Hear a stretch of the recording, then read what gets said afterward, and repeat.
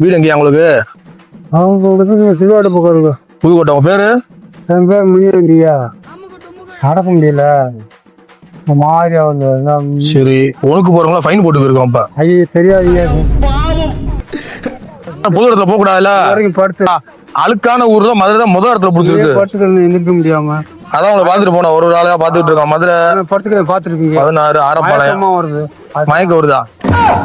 அதான் உட்காந்து படுத்துக்கிறேன். மனுஷங்க ஒரு வாரம் மனுஷங்க இனிமேல் இந்த பக்கம் கூட வர மாட்டேன். அங்கிட்ட போய் 2500 ரூபா ஃபைன் பொது இடத்துல. செத்து கூட போயிருங்க.